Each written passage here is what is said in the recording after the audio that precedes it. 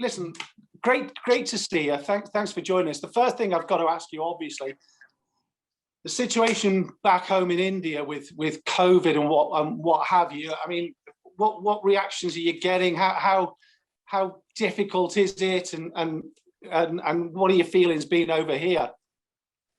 I think it is quite difficult. Obviously, me being here, I can't really experience what people are going through.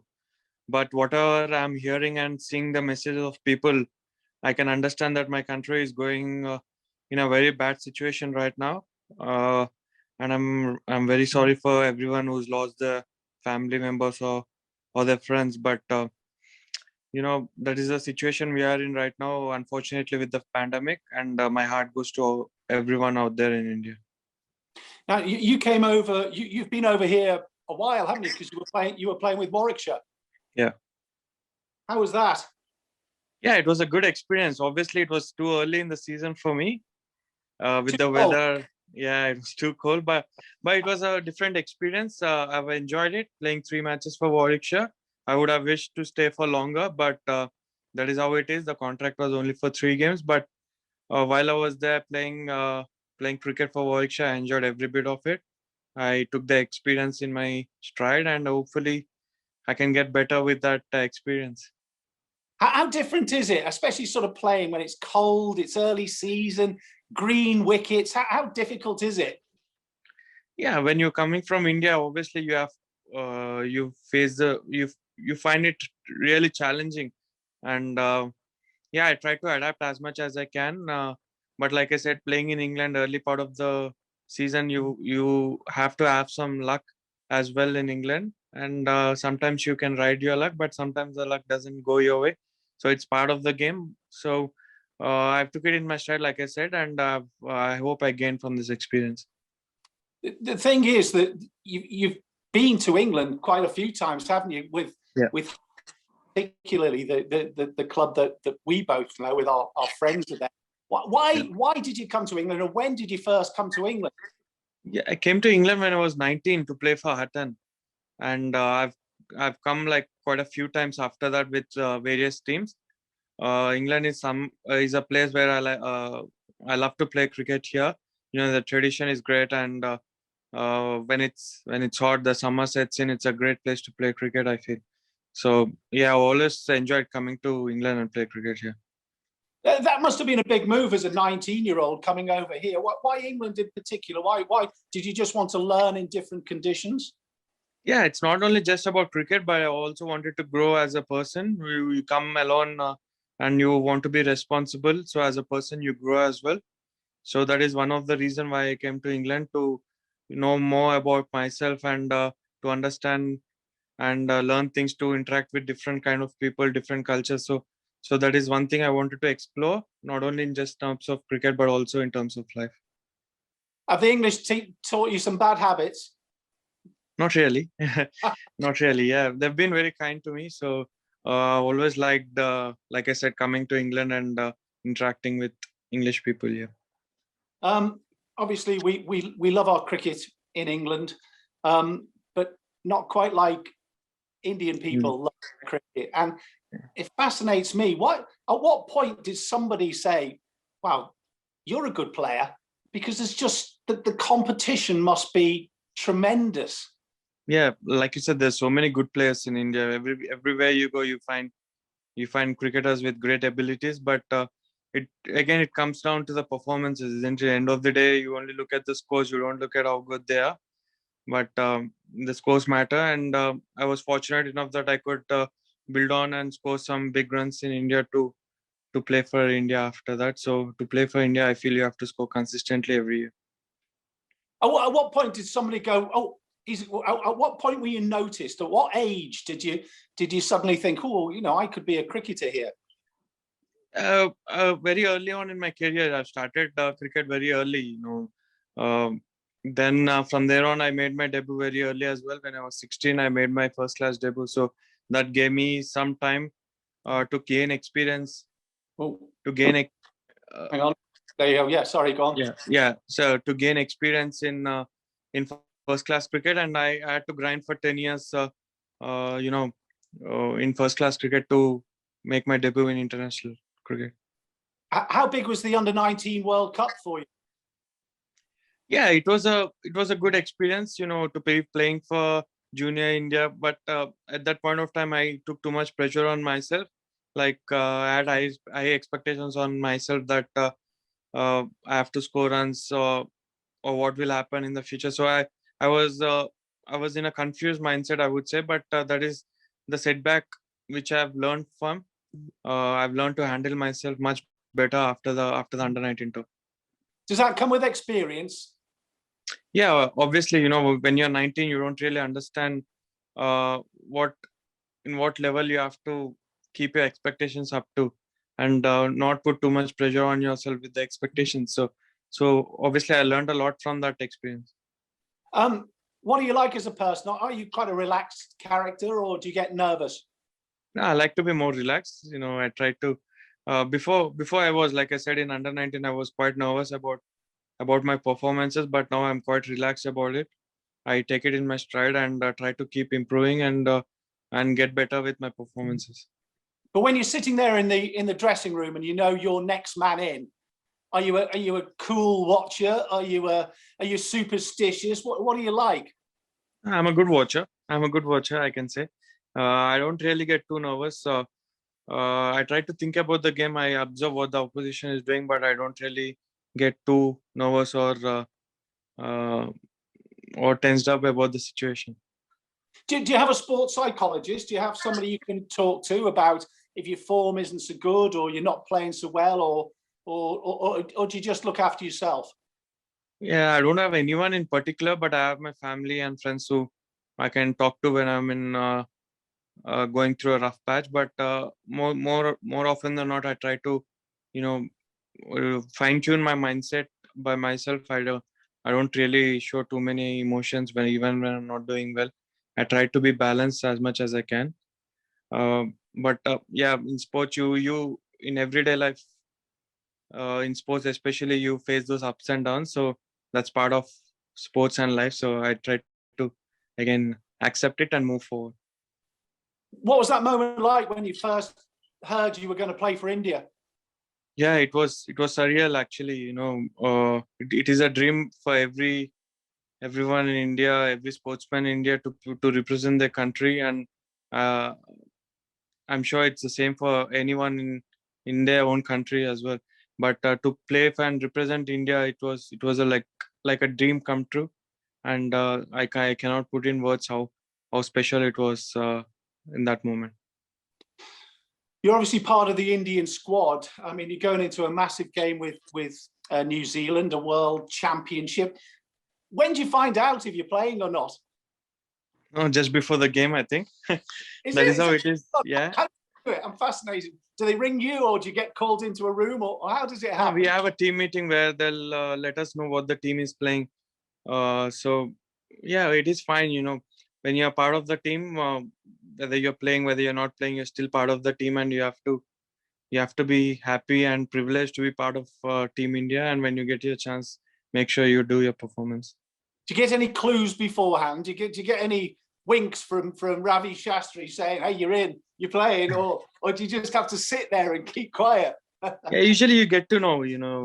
One day before, you get to know whether you're playing or not. So you get the clues. But like I said, it really doesn't matter whether you're part of the 11. It will be nice if I can play the final and contribute and win the game for the side. But even if I'm not, I'll keep supporting the guys and be the best 12th man I can.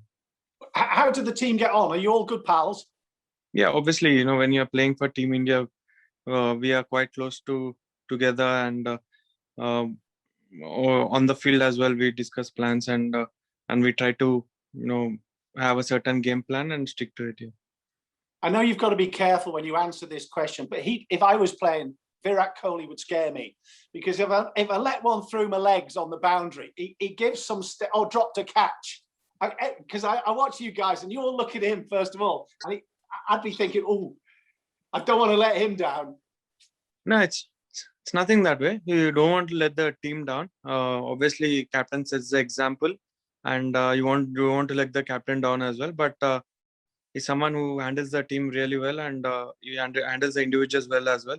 So we are quite fortunate that way that we have a captain who understands us and gives us the freedom to do things. The great thing about your side, I mean, there was a thing on Instagram the other day, and they picked two Indian squads. I mean, the strength in depth is unbelievable, isn't it? Yeah, it is. We the guys had a lot of exposure. The IPL helps as well, to gain that exposure as well. We played a lot of India A games also in the last few years before COVID, and that exposure helps as well. So uh, I feel the depth of the squad is immaculate, and we can put two teams in one day, and we can still have a strong side for both sides. So that's the strength we have, like you said, and yeah, it's good signs going forward for Indian cricket. Um, it probably won't happen, but do you think during your career, making 23 off 161 balls on one leg in Australia, do you think you'll end up sort of, people will always look at that as bizarrely a defining innings in your career? I hope, like you said, I play more career defining innings or more memorable innings, but that will be on top of the list. Whether I get a 200 in Test cricket or maybe more than that, but that innings will always be close to my heart because going into that game we were one each, and knowing the importance of that game and to be able to save the Test match is something which I'll really be proud of throughout my life. How much pain were you in? A lot of pain, although I took all the painkillers and injections and stuff, but yeah, I was in pain, but in that moment my mind was saying only one thing: to watch the ball and just bat for those 45 overs. I mean, over here we were absolutely transfixed. It must go down as one of the great Test series of all time, bearing in mind you had so many injuries, your captain had gone home, you were like the walking wounded, but I Yes. guess there's been an incredible bond between the team at that point. Yeah, actually we were joking in the dressing room, like it felt like we were going to a war, and we had wounded soldiers and some people going back and stuff like that. But yeah, on a serious note, after the Sydney Test as well, to win in Gabba, which they call it as a fortress for Australian team, and to beat them there to win the series is a icing on the cake, I feel, and it defines what the series was. And like you said, it's one of the best series which is ever played, and I'm really proud and privileged to be part of that side which won the series in Australia. Yeah, absolutely fantastic. You're going to be spending a lot of time in England. How do you view this? It's kind of a new thing, isn't it? The World Test Championship against New Zealand. What are your thoughts on it? Yeah, I like the format. It's like a World Cup for the Test format, and it makes the things interesting as well, and it will make things interesting for the viewers as well, if they can follow the Test championship. And I feel the final is going to be exciting, and I hope many Indians back home are waiting for the finals to happen and cheer for us. I hope we can bring it home. It's like a World Cup, so we'll really be looking forward to it, and hopefully we can win that. And then you've got 5 tests against England as well. The great thing about this Indian squad and the Indian side at the moment, whereas people go, oh, Jimmy Anderson's going to be on a green seamer. England, you've got all the bases covered, haven't you? You've got the best fast bowlers, the best spinners, the best batsmen.